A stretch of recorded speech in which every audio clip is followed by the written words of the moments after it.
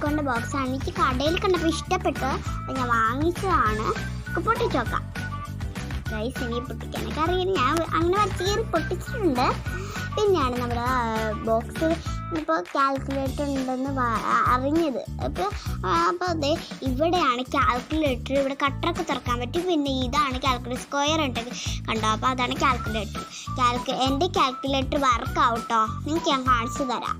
കണ്ടോ 0 ഒക്കെ വന്നത് കണ്ടോ, ഓഫും ഓണും ഉണ്ട്. ഇങ്ങനെയൊക്കെ തിരിക്കാൻ പറ്റും ഗായ്സ്, കണ്ടോ.